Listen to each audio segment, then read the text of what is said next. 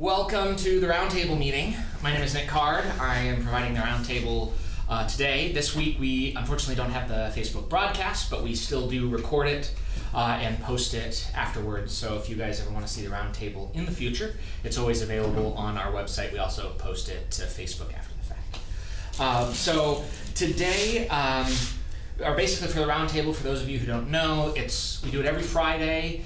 And it's an opportunity for us to kind of cap off orientation for the new hires, as well as touch base on things that are going on in the company, as well as any other things that we want to talk about. So that's what we're here, and that's what we're doing. So to start off with the Roundtable today, I wanted to give you guys a chance to introduce yourselves for posterity. And as you've probably done a million times already, your division that you're going to go into, and since it's, I think, a good topic, is how long you've had your CDL. So we're going ahead and start up here. My name is Armando Ponce. I'm going to be in the water lane division. And I just got my license like a month ago. Awesome. Thanks. My name is John Conlon. I'm in Reefer West, and I just got my Class A May of 2021. Cool. Thanks, Sean. Jeff Bonifield, Reefer West. Got my CDL about a month and a half ago. All right. William Whiting, I'm on the Kirstream run, and I got my license in '99. Frank. My name's Frank, and I do maintenance, custodial and maintenance, and I've had my CDL since 1980, and you didn't know I had one. Do you have a CDL? I didn't know that. But it's not the same CDL. Oh, okay. It's like the Class B or whatever. I've been here about 6 years. Okay. Awesome. Total of 6 years. My name's Jordan, going into the Reefer West division, and I've had my CDL since September 2021. Awesome. Well, welcome you guys. Lots of students in the room, which is always a good thing to do, except for we got one old hand. And Frank, I learned something new today. Closeted CDL driver, man. So, but, well, awesome. Well, good to have you. So, first off, for you guys, some of you guys are orientation, some of you guys are in backing class. How has orientation been going so far? Things good? Things bad? Any feedback? Pretty great. It's good? Yeah. How's backing been for you guys in backing? It's great, we're done now. You're done now? Okay, yeah. Yeah. Had the best instructor ever. Challenging, a lot Yeah. to learn, and Yeah. got it done. Good. Yeah, backing is always a tricky part for new students. I mean, there's a reason why we have a separate backing class as part of our training. We work pretty closely with schools in the region, as well as schools, basically any school that we're hiring students from. We spend some time with them really to review their curriculum and program. And one of the things that we hear constantly from schools was it's really hard to teach backing to a level of comfort with a 53-foot trailer. It's just such a different beast, and it's really hard to do it in the time allotted. And so for us, that was an easy way for us to start really the orientation process is with that backing class. So I'm glad you guys found it useful, and hopefully it continues. I mean, even if you don't quite get backing through the backing class, it'll build some of those skills, and when you get out with a coach, you'll obviously be experiencing it in real life once you get out there and once you're doing it. So, well, good. Glad you guys are trying it. Thank you. So today we are going to be talking a little bit about an issue that is coming up that we've been seeing a bit in the fleet, which is our CSA scores. So if you guys aren't familiar, CSA is the Carrier Safety Administration. It's part of the Carrier Safety. It's not administration. It's a different A, but it's part of the Federal Motor Carrier Safety Administration. And so the CSA scores are part of how the FMCSA ranks carriers and looks at carriers on different elements: safety, accidents, driver fitness, things like drug scores, do you have your medical card, all of those kinds of things. And one of the things that's particularly tricky about a CSA score is CSA scores are not an absolute measure of a company. So, for example, a CSA score is a percent, and it's relative to other carriers in your class, whatever that exactly means. It's part of CSA's secret sauce, and they don't really tell us. So does that mean other carriers of the same size, approximately the same size, that are in the same fleet dynamic? And what this really means is that we could be becoming a safer carrier But if other carriers in our group are also becoming safer carriers, our CSA scores won't go down. In fact, they might even go up, even though we're actively improving our safety. And so in that sense, our CSA scores aren't a direct measure of what we're doing, but they're still an important measure that the Highway Patrol, our customers, and others look at in terms of determining, are they going to give us contracts, are they going to stop and pull us into way stations, etc. And our CSA scores have been on the rise for the last couple of years. And we're starting to cross thresholds and benchmarks, which is starting to become an issue. We're at 100% pull-in in California, which means anytime you pass an open scale in California, if you're part of Blackwell or Combined, you are going to be pulled into that scale, no questions asked. Which, I mean, if you want to get inspected, then good, congratulations. But I'm going to guess most of you want to keep on driving past. And so one of the things that we're really trying to focus on is improving our CSA scores. And the biggest culprit of that are small errors that are being caught when we get pulled into a scale house with maintenance on the truck.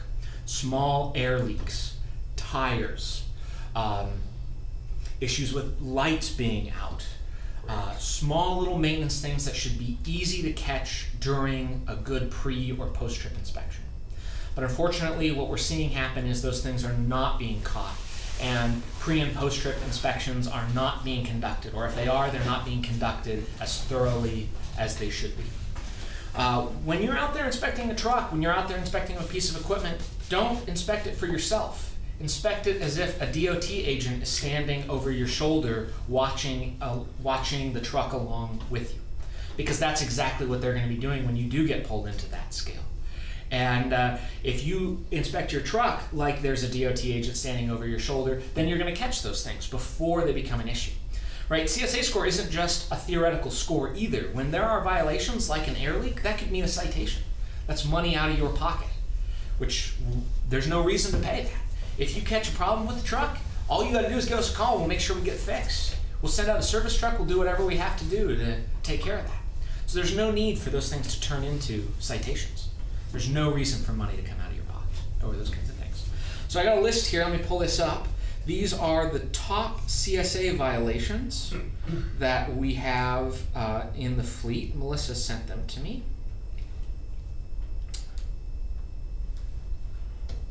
Alrighty. Give me just a second here as this loads. Alrighty.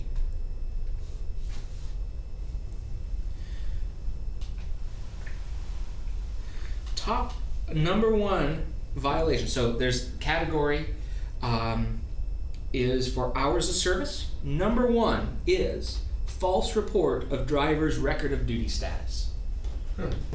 That is almost always from a driver who uses PC or personal conveyance and does not adequately provide an annotation for that. So let me give you a scenario. You go to a truck stop, you show fuel in, then you go and PC, and then you PC for 20 miles, and then you go off duty. Well, that's interesting. If you fueled at a truck stop and then you PC'd for 20 miles, where are you going? Are you just driving down the road for 20 miles and trying to cheat your logs? Well, I don't know what you're doing. Your remark, your annotation in your logs is the only defense that you have for what legitimizes that. Because if what you actually did was went to a truck stop and said, man, I'm not tired, I want to drive a little bit longer, I'll just go to the next truck stop down the road, PC, and head down to the next truck stop, that's not legal. That's using PC for the purposes of the company, for advancing the load, for not doing stuff for you. Personal conveyance is for personal reasons. So if instead you went and stopped, you got fuel, and, well, there's no place to park. You got to be able to stop and park your truck and get some food and get some services. That's important. So that's personal. So that means what you need to do is get in your truck. If you're going to PC, you put in your PC remark where you're going and why are you going there. And so you say in your remark, I'm going to the Love's at exit 24, and because there's no parking at the Pilot at exit 10. That's pretty clear. Why are you doing it? But if you put PC in your remark or blah blah blah blah blah in your remark, well that looks an awful lot like you're saying I'm using it for personal reasons, but I'm not actually using it for personal reasons. And that's what we see here is in this false record of duty status. That's how they're showing those PC issues. Number 2 hours of service violation is driving beyond the 14-hour duty period. Right? I mean, your machine is going to beep and holler and raise all sorts of hell in your machine if you're doing that. I don't understand why that's a violation, but it is. Now, there are legitimate ways to exceed your 14-hour, right? They have this what they call adverse condition rule. So if you face an adverse condition while you're driving, up to 2 hours, you can extend your 14-hour clock. But you have to log and document that appropriately. Means when you face that adverse condition, you have to have a remark in your log saying, I got stuck in traffic. Now, what is an adverse condition? It's something that you could not expect when you got in your truck and took off in the morning. That's the best way to think about it. Running into weather, that's probably not an adverse condition. I hope you know how to check a weather report, and I'm sure you could have done that before you got in your truck and started driving that day. Running into traffic in LA at 5 p.m., that does not sound like an adverse condition to me. I'm sure you could have predicted that. It could have been planned out better. Could have been planned out better. But you know what? If you're driving and you're crossing the Siskiyous and you're planning to drive over the Siskiyous at 3 a.m. and there's a Pacific Power line that breaks and starts a fire on the road and that shuts the highway down at 3 a.m., well, that does look like an adverse condition to me. I mean, who would have expected that to happen? How could you have trip planned around that kind of an event? Or like an accident. Get into an accident, or I mean, not you get into an accident, but An accident happens. that triggers bad traffic. That looks like an adverse condition. How could you trip plan for an accident, right? So you got to document that, and then you get back on your clock enough time to make it to your point B. So basically, what the DOT is trying to do is say, hey, if you could go from point A to point B in your 11-hour drive time and your 14-hour clock, and something happens in the middle, and so you can't get to point B, well, you can continue past your 11 and your 14 to get to point B, but no more than 2 extra hours. But you gotta document all that stuff. If you just do it, well, then you're violating the law, you're gonna get a citation. All right, driver fitness violations. Believe it or not, operating a commercial motor vehicle without a CDL. How the hell does that happen? Right. It's because you don't have a valid medical card. If you don't have a valid medical card, you don't have a CDL, that means you're driving a commercial motor vehicle without a CDL, right? Or could be you're driving it with a CDL that's expired. You're responsible for your own CDL. You gotta make sure you know when it expires, when your medical card expires, and what you need to do to keep it whole. That's the basic license and certification of your job. And more than once have we had this problem of drivers operating a commercial motor vehicle without a CDL. And that's primarily what drives it. So make sure you stay on top of your dates. Make sure you stay on top of those expirations. Let's see here. And that's in they call it the driver fitness category. Vehicle maintenance. Top violation, tires.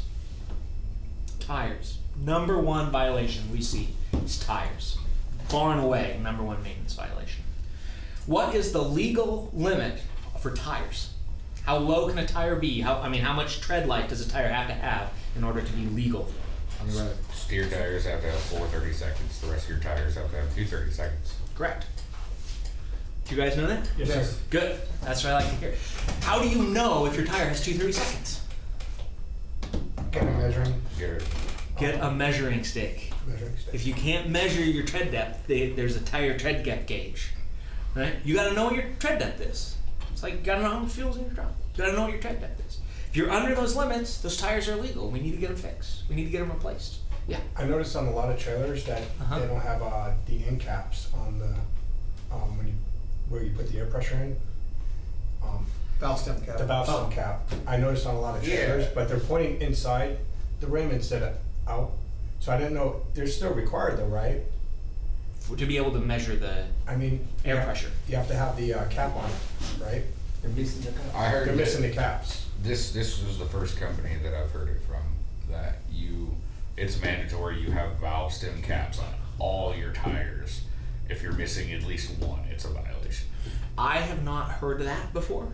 specifically, but that doesn't mean that I'm right. I just haven't heard that specifically about the tire caps or the valve stem caps. I mean, to me, it makes sense that it'd be a requirement because if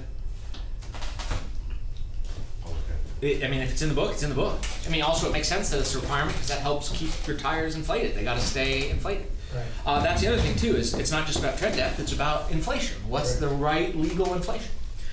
If a tire is properly inflated, tires should get between 100 and 150,000 miles. That means we could take a set of tires and you only have to replace tires once a year. Running a tire 10 pounds lower than its recommended inflation reduces that tire life by half. It is a huge deal. Yeah, Jack. How many pounds do you think fluctuate from a cold morning to when they're running? Quite a bit. I mean, obviously it's going to depend on the weather too. How cold is cold and how warm is warm. I mean, I can tell you, like in my personal vehicle, my tires fluctuate somewhere in the neighborhood of 5 to 7 pounds during that, from cold to warm, based on the tire sensor in the vehicle. So yeah. And So given the fact that the commercial tires are 100 psi, they have more now volume. that's as true. well. Tires, because they run at a lot higher pressure, don't fluctuate as much. A truck tire will not fluctuate as much as a car tire will, because car tires are only running like 30 to 40 psi, and so the air is not already built up so much. If you think about, so the formula is pressure times volume is proportional to temperature and proportional to temperature and the amount of gas that's in there. And so that means if the temperature doubles, which it probably wouldn't, but for example, then the pressure and then the volume would go up. Now tires will give a little bit, so you can increase the volume a bit, but your pressure is going to stay less versus if the pressure is lower. So, because it's absolute pressure, not gauge pressure. So it might come up 5 pounds Yeah. throughout the day. Mhm. So if you're in the morning, if you checked, you're doing your pre-trip, whatever, Uh-huh. you're checking tire pressures, Yeah. but the tire pressure recommendation is 100 psi. Mm-hmm. If you're at 93, 4, you're cool? Or what do you think on that? What I would say is I would try to keep the tire pressure, and you're going to see variations because sometimes some tires are going to be harder to maintain than others. You're going to see issues where it's just not quite sealing as well, or maybe there's a valve stem leak or whatever. So I'm not going to sit here and say there's a specific recommendation for you to do or not do. Now, most fuel islands that I've seen have tire pressure either at the island or near the island for you to refill your tires. And so I would make a habit of checking and refilling tires anytime you fuel. It's just part of the fueling routine. And then that way, if you end up at a place where there's no convenient air pressure, then it's not that big of a deal because you're only going to be a day out or something from that maintenance. Now you can also refill from within the truck. We include, and when you get your truck, make sure it's in there, a little extendo hose so you can fill your from the truck air.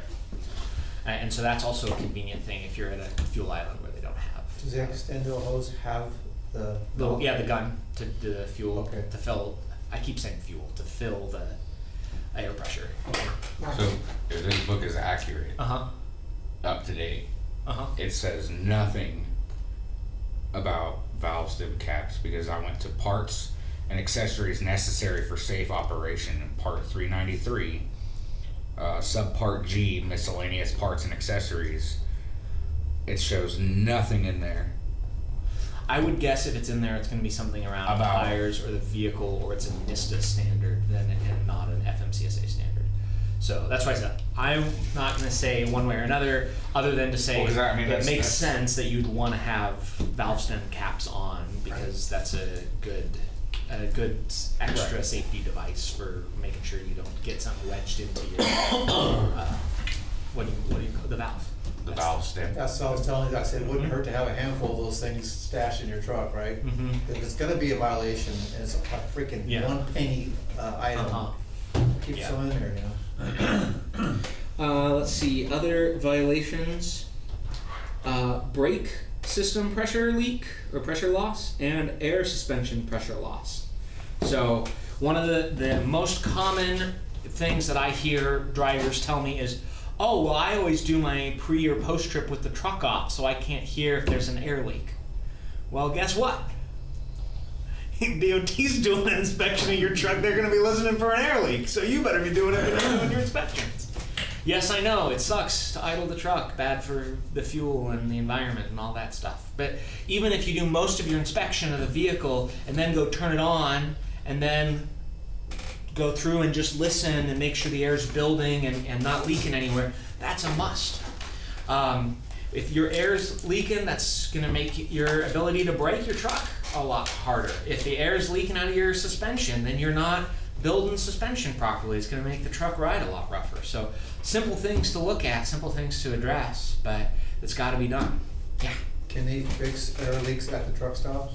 Some can, sometimes we can't. So that's part of where the communication is gonna come from, like how are we gonna get your vehicle fixed and addressed? How bad is it? What can we do? Is it something that we can bypass? Is it something that we can patch? Is it something that we have to call a service truck out for? Those are all sort of up in the air, variable kinds of things.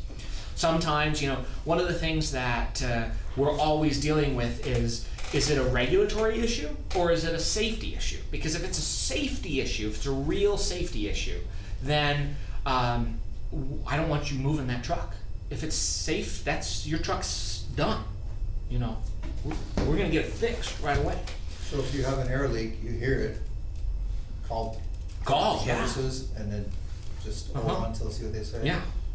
Because if it's a bad air leak in your and it's gonna compromise your brake system, I don't want you driving down the road. That's a bad thing. I would say that I wouldn't know the difference between a bad air leak and a semi air leak. Well, and that's where bad air leak is. Well, and that's where we'll be able to help walk you through that, figure out what it is. Hey, put the phone over there. I hear that thing. Well, you can do your applied brake test and see what your PSI loss is. If you're over 4 PSI, then you should go. That's a good point. Yeah. 4 PSI in the 1 minute. Yeah, it's part of your pre-trip inspection too. Right. Yeah. So you should be doing that every day. Right. Yeah. So actually, speaking of inspections, this is something that I think is important. By law, you are required to do a post-trip inspection. Yes.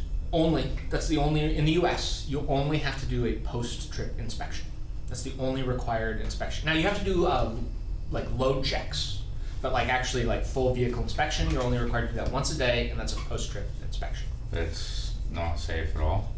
So I agree, and that's why as a company, our requirement of our drivers is that we do both a pre and a post-trip inspection. And the idea behind a pre and a post-trip inspection, this is how I would tell guys to go through is do the post-trip inspection as your most thorough, comprehensive inspection of your vehicle. Because then if something's wrong, we have more time to figure out how to fix it, plan to come up with a better solution, and we've got some opportunity without cutting into your productive working hours. However, when your truck's sitting overnight, sometimes things happen. And especially depending on the time of day you stop or start, if you're stopped at night, sometimes it's hard to see all of the stuff that's going on with your truck. So doing a pre-trip inspection, well, one, it's gonna make sure you catch anything that happens overnight. Truck stops are not always friendly places. Some drivers are, they're mean. I don't understand why, but they'll do things like pull your kingpin lock or cut your tires or, jam something in your wheels. I've seen stories from drivers. I don't believe it, but it's real.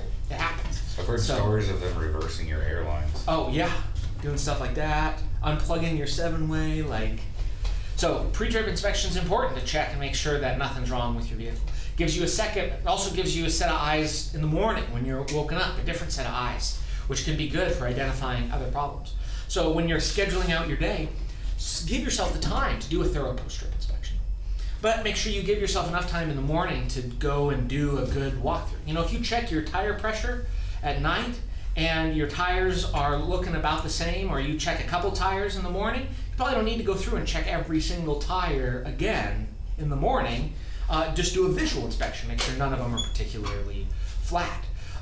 Same thing with your tread depth. Your tread depth shouldn't change much from night to morning. And so if your tread depth's still good, then you don't need to go through and do that detailed check again. But you do want to make sure you check your fluids. What happens if there was a leak? You know, if it gets really cold at night, maybe something cracked, something broke. You had something that was near an issue and now it finally went. Your airlines, you know, they can build up water, and if it gets really cold and starts freezing, you didn't get enough antifreeze in there, and then bam, now you've got a cracked airline and now you're leaking air. That's a bad thing. So that pre-trip inspection is really important as well. To give yourself the time to do those inspections, to do them thoroughly. You want that truck to be in perfect working order when you drive. You do not want to discover problems down the road, much less you don't want to let DOT man discover them for you. Because like I said, that's not only is that bad from a CSA perspective, and for those if you're not aware, your CSA score follows you guys as well too. If you were to go work somewhere else, that CSA score is attached to your CDL. Any issues that you have are part of your driver's license. And there's no reason for that. Because like I said, our thing is we're not going to let you drive an unsafe truck. So if you got a problem, you call us, we're going to get that thing fixed. We're not going to be like, well, I know only 3 of your brakes are working. Like, can you just keep driving down the road? You know, sometimes what we have to deal with those, we're in situations where we're really remote. And this happens sometimes with our heavy haul trucks too, or we're in a situation where we can't, because of the route or restrictions or where we are on the side of the highway, it's safer to get you off the busy road than it is to sit and wait for a service truck. So we're coming up with solutions like, you know, maybe that back axle is bad, but can we chain that bad axle, you know, because the brakes are locked, can we chain that up to get you off of the road? Can we disconnect the air can to get you rolling to the next exit so you can get somewhere safer? We do that because sometimes that is the safer course of action. Because running a mile or two with one fewer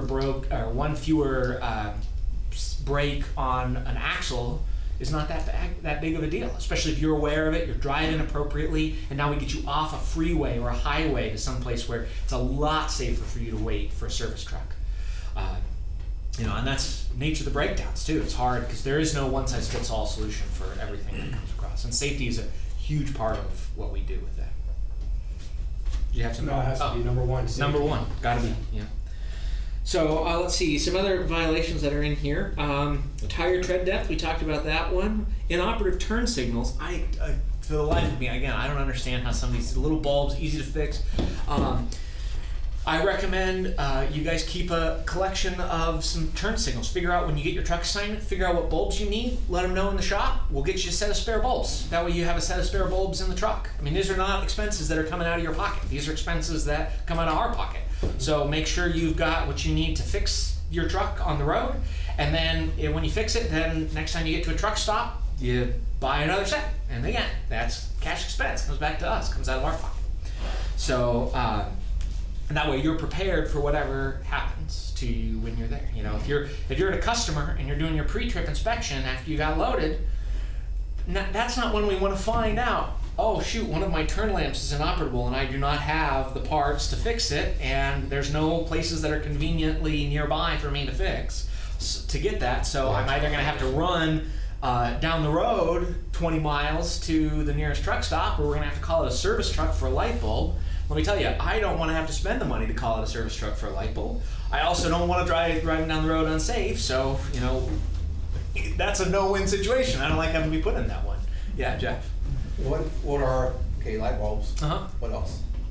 Light What would bulbs. the driver themselves be doing? Yeah, so, like, repairs and fixes that you guys would be doing, being able to replace your own mud flaps, being able to replace light bulbs, basic electronics. I mean, because the light bulbs and stuff in a trailer, the marker lights, that kind of stuff, those are all pretty much take out 2 screws, pull the assembly out, disconnect the pigtail, put the new pigtail in, screw it back in.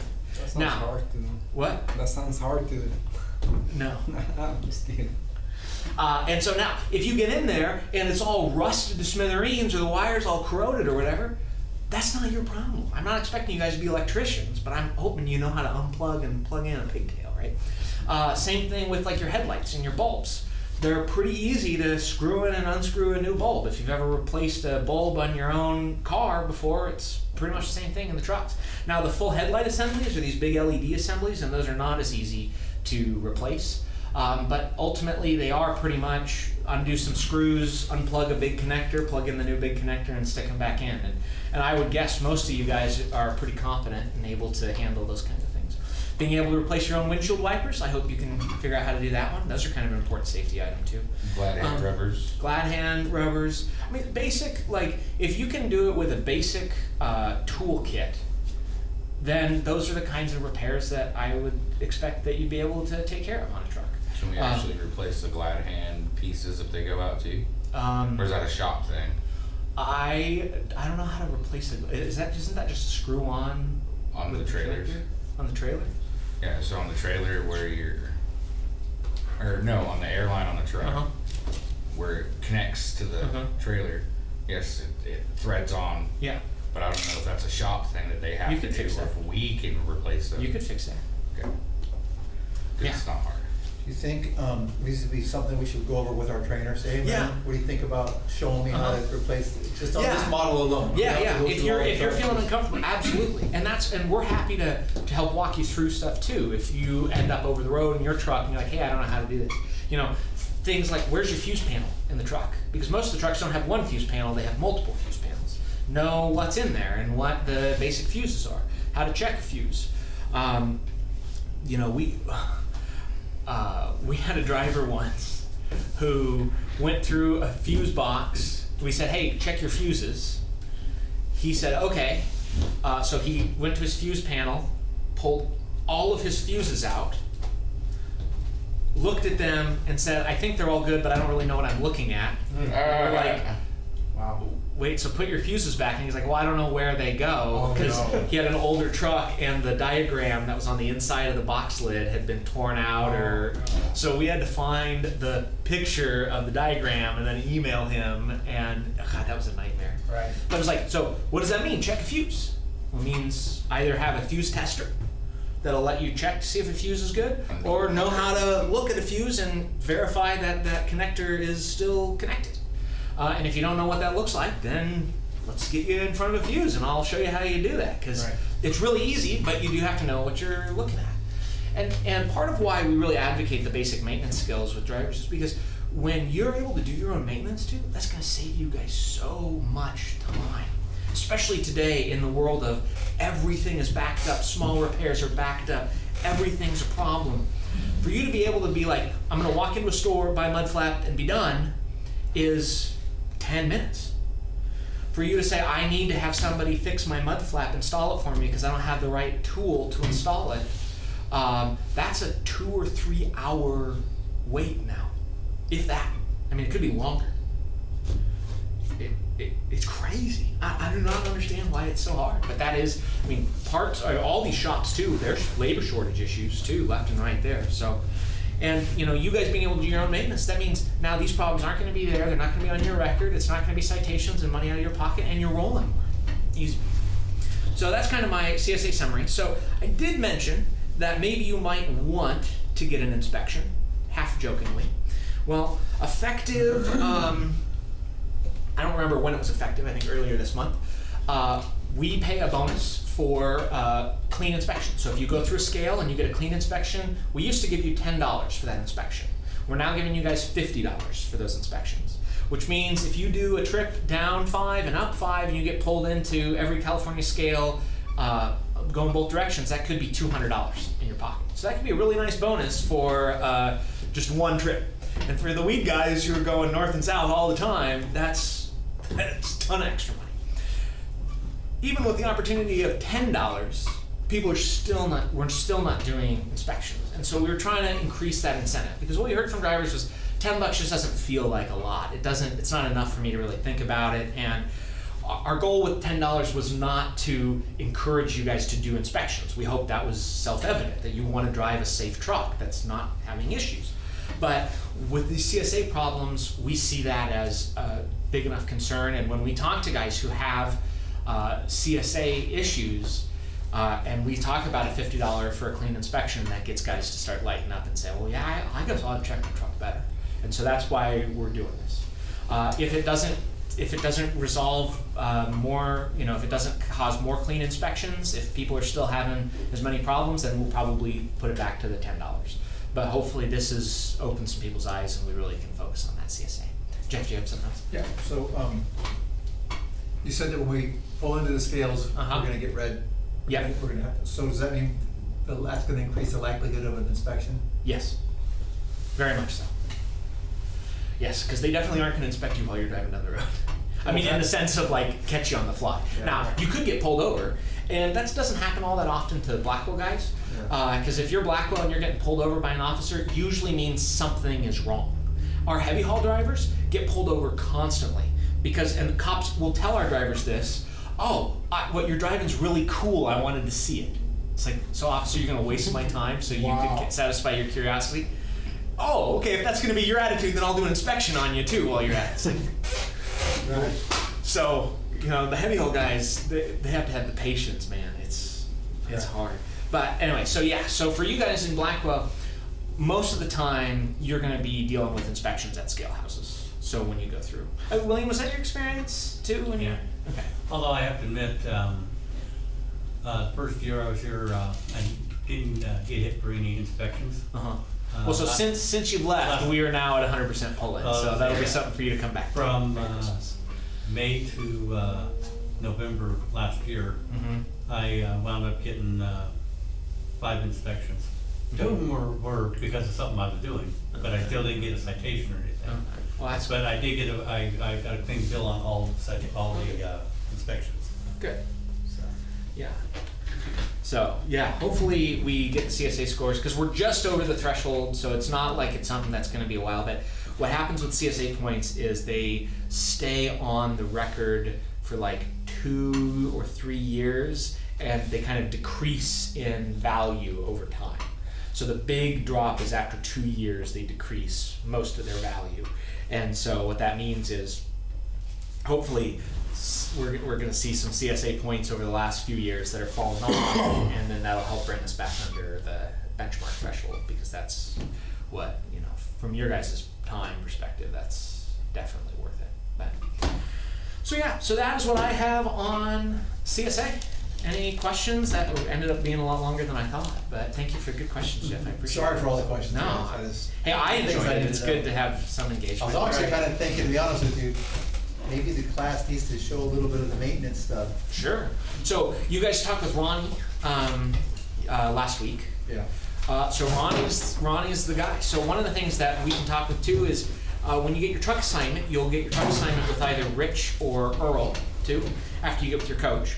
And they would be happy to walk you through anything that you ask about maintenance, fixing anything on the truck. You know, that's a great time to have questions. One of the things, just as a general note, we try not to overload orientation with too much stuff because there's so much that we have to do from a regulatory, OSHA, FMCSA perspective. Trust me, if I could have you guys and 100% of your attention and capability for 2 or 3 weeks, I could load up a lot of great knowledge. But even after 3 or 4 days, you're getting so bogged down, so much stuff's going in, it's hard for you to take in anything more. And that's why the coaching program is so important, because it's an opportunity for you to do a lot of that learning without being, you know, stuck in a seat and you know, mentally drained from a long day. you know, yeah, a long day of presentation after presentation after PowerPoint after PowerPoint. And then you get guys like me that come in and just talk at you forever, and it's just terrible. Guys like me, they ask all these questions. So, well, the rest of you guys, if you want, there's some more pizza. Take some. Please don't take it all, because I want to take a little bit. But other than that, thank you all. I hope you have a good evening and enjoy your time with your coaches.